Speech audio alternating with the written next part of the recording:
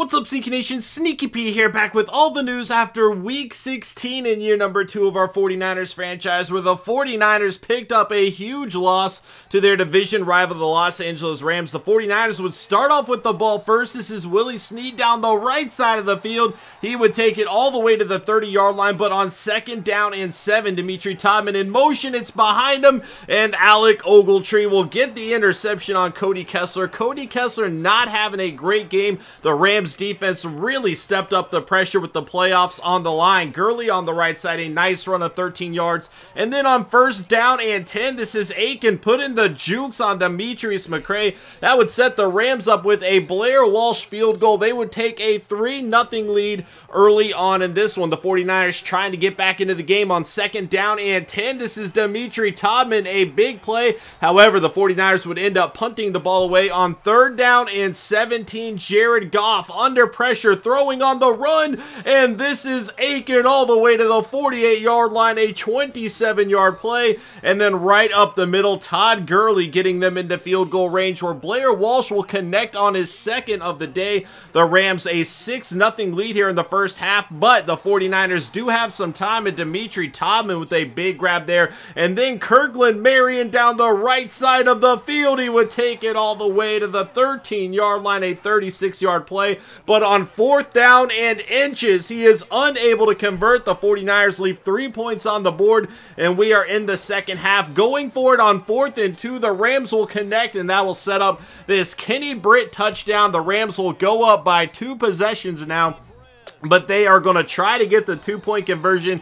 It is not going to work out. Mike Morgan on the stop. 49ers down by 12 late in the 3rd quarter. Aaron Lissamore getting a fresh set of downs. And then on 3rd down and 3, Dimitri Todman over the middle down to the 6-yard line. Then on 1st and goal, the very next play, Kirkland Marion into the end zone. Touchdown for the 49ers. And we have a ball game. 12-7 is the score as the Rams come back out onto the field on 3rd down and 10. Goff has had some success with this play before. Going down the field, it's tipped up by DeMarcus Avery, and Navarro Bowman will come down with it. The 49ers defense needed to step up, and they will do just that. Then Kirkland Marion down the right side of the field. He would take it all the way to the 32-yard line to end the 3rd quarter. 49ers in striking distance down the left side, and that is a defensive pass interference call. The 49ers will have 1st and goal, but it will end up being 3rd and goal from the 2. Rolling outside the pocket, Cody Kessler, a panic throw, and Jarrett will make him pay for it. A huge interception by the Rams. He could be taken to the house, but Shaquan Fryer will catch him up to him down at the 32-yard line. Then on 3rd down and 8, Goff going down the right side to Martellus Bennett. A huge change in the momentum of the game with that interception. And once again, with the Todd Gurley touchdown, we have a 2-possession ball game, and the time is ticking out on the 49ers, but they are not done yet. Willie Snead down the left side. Then on 4th down and 8 to the right side of the field, looking for Chris Owusu, and that is a turnover on downs. Things not looking good for the 49ers as Aiken picks up a big play, breaking the tackle, and he will take it all the way down to the 13-yard line. The Rams will settle for a field goal, the 3rd of the day by Blair Walsh, but the 49ers are down by 15 under 2 minutes to go. They need a big play, and once again, it's Dimitri Todman delivering down to the 21, but on 3rd down and 6, it's going to be Aaron Burbridge out of bounds at the 2-yard line. 1st and goal, and for the 2nd time today, Kirkland Marion will take it into the end zone. The 49ers need a 2-point conversion, an onside kick, and another touchdown to tie this game. Aaron Lissamore with the catch. He left the end zone to come back to catch the ball. He could not get it back over, and with the failed 2-point conversion, it is a 2-possession ball game. It doesn't matter. The onside kick is no good. Nelson Spruce will recover for the Rams, and they will win and really gain a spot over the 49ers in the playoffs. We do have some things to go over, but first, let's go ahead and take a look at what we got to do in practice. Going up against the Saints, the 49ers are not eliminated from the playoffs yet, but it is not going to be an easy road. The Saints currently have the best record in the NFC, and maybe they'll decide to sit some players, but if that's not the case, the 49ers are going to have to bring it if they would like to get into the playoffs. It's still going to be a miracle to get there, but they are not eliminated yet. And looking forward to practice, they need to pick up some first downs. That one is almost intercepted. Pressure coming. Kessler unable to get rid of the ball. And the 49ers offense has really been struggling over the last few weeks. You know, we saw Dimitri Todman with a few big plays, but outside those big plays, they've really been struggling to get the ball down the field, and the struggles are continuing in practice. Finally, Quentin Patton with the catch there, but that is not going to do it for the 49ers. They will only get a bronze, and with the Saints waiting for him, that is a difficult situation to be in. Let's go ahead and answer some press questions. The first coming from Aruo James. Other than short distance plays, will Carlos Hyde's role be reduced with the recent fumbling issues?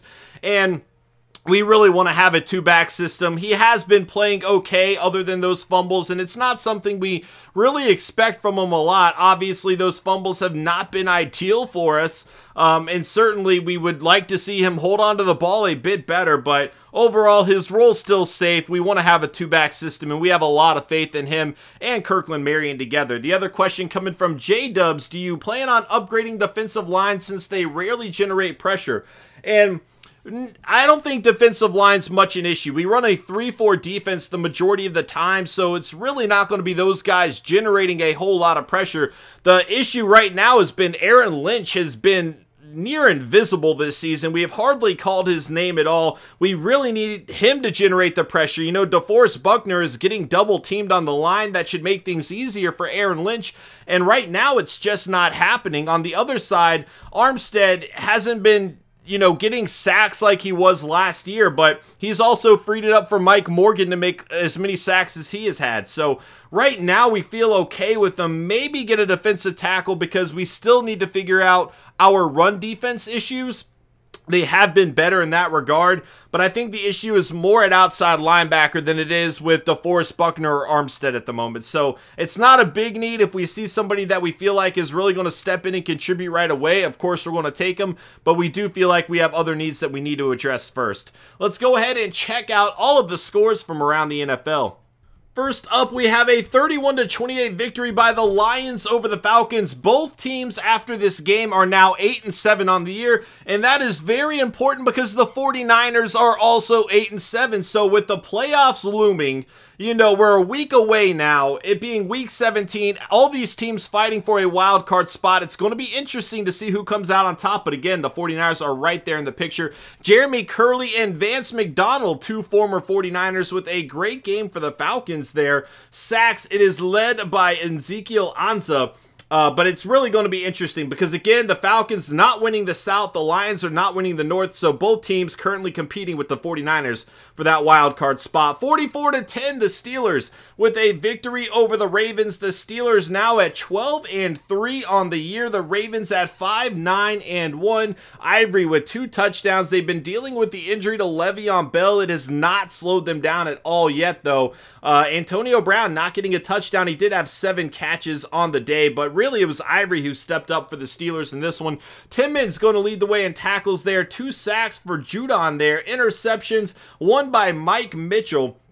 Fumbles forced, we are going to have 1 by Acho and McCain that would each be recovered. Weddle would force 1, it would not be recovered. 34-31, the Bengals with a victory over the Browns. Houston Church, 2 touchdowns, 2 interceptions on the day. The Bengals now at 8-7, so they are not out of the playoff picture just yet, the team that won the Super Bowl last year. The Browns, on the other hand, after going 9-6-1 last year, are currently 3-11-1, but look at that. AJ Green, 256 yards on the day. The Browns just had no answer, and Joe Hayden might be getting all those tackles, but that's because he kept giving up all those big plays to AJ Green. So even though he might be leading that stat, he did have an interception as well. Overall, not a great game by Hayden going up against one of the best wide receivers there. 2 fumbles forced, both would be recovered. 34-16, the Colts get their second victory of the season. They are now 2-13 on the year, the Titans, and this could be a big blow that maybe will knock them out of the playoffs. They are now at 7-8 on the season. So when the Titans needed to get a victory the most, they came up short against the worst team in the NFL, who also happens to be a division rival. Not what they wanted to have happen at all. With a win here, they are 8-7, not 7-8, and that one game could make a huge difference. We will check out all of the standings after we check out the scores and everything like that, because it is going to be interesting to see where teams lie after 16 weeks here. One fumble forced by Eric Reed, former 49er. It would not be recovered. 31-7, the Chiefs with a victory over the Chargers. And again, with the playoffs on the line, this is another big game. The Chiefs now at 8-7 on the year. The Chargers now at 7-8. So that victory could be huge and could end up deciding who is going to win that division. I know the Broncos are playing very well. The Raiders have been struggling though, so they started off the season as one of the best teams, but have since been struggling. They might be out of it. We'll have to see what happened in that game, but a division very much up for grabs. So with a close division game here, it's going to be interesting to see how the rest of the season plays out for them as well. One fumble recovered by Dentari Poe. 31-21, the Saints with a victory over the Buccaneers. The Saints, best record in the NFC with a 10-4-1 record. The Bucs fall to 7-8 on the year, and that might knock them out of the playoff hunt. So a big loss for them. But again, this is the Saints team that the 49ers are getting ready to play, and it is not going to be an easy task. One of the best offenses in the NFL. Drew Brees still making it happen for him. Levante David would lead the way in tackles there. 3.5 sacks by Fairley, but look at all the sacks by the Saints there. Their defense getting a lot of pressure on Winston. Buster Skrine would have the one interception on the day. Fumbles forced, we got 2 by Vaccaro and Anthony on the day, both of which would be recovered. 33-16, the Redskins with a victory over the Eagles. The Redskins now at 7-8 on the year, and it was Denton Ritchie leading the way. 220 yards, 3 touchdowns, and 1 interception. The Eagles now at 6-9. They started off 5-0, have since gone 1-9 on the season. They do still have a better record than they did last year, but a big turn of events from the first 5 weeks of the season. You see Doxson had a great game there.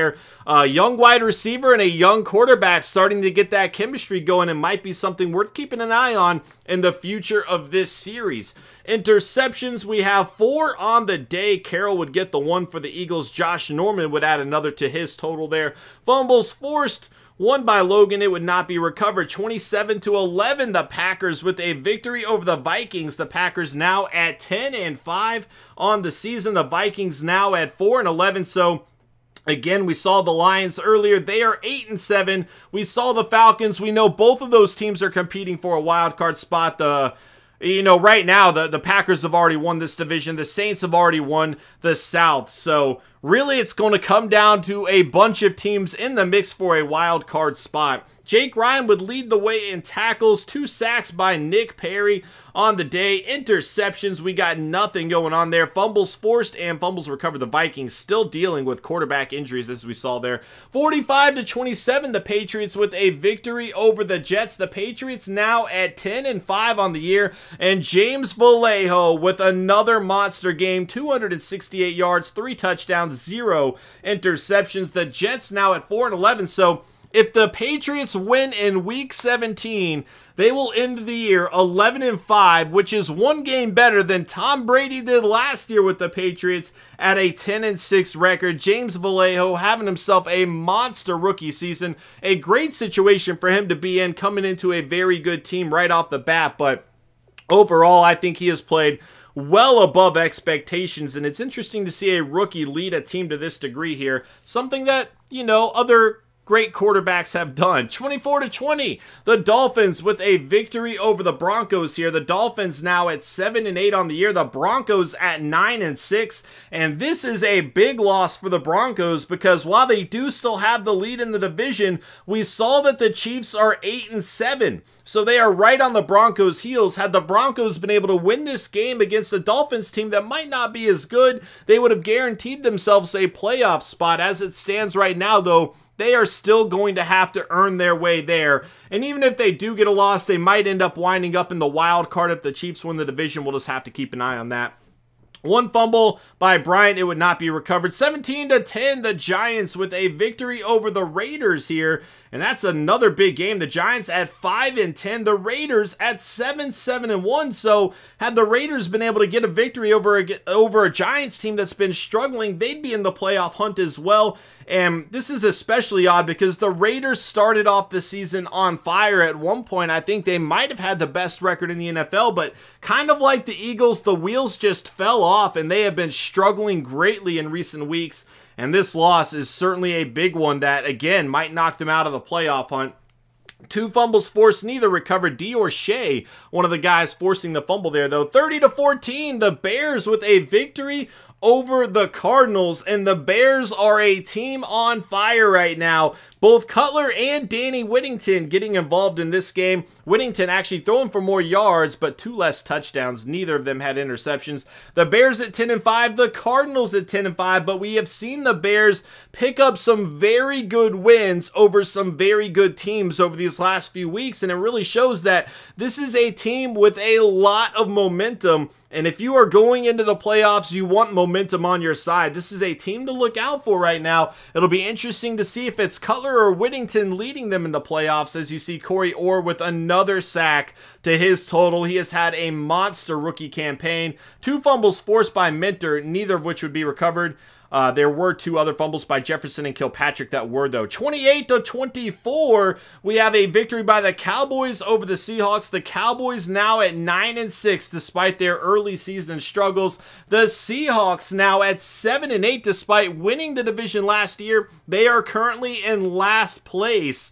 It'll be interesting to see. I actually think they're probably eliminated from the playoffs at this point. I know the 49ers have to win if they would like a chance to get there. So with the Seahawks being behind them, it doesn't look like that is going to be the case. Not a good season by the Seahawks. They've really picked things up in recent weeks, but then the wheels kind of fell off. 27-20, the Bills with a victory over the Panthers. The Bills now at 9-6 on the year. The Panthers at 8-6-1. So despite the Patriots being at 10-5, the Bills are actually not out of it yet. They could potentially still win the division.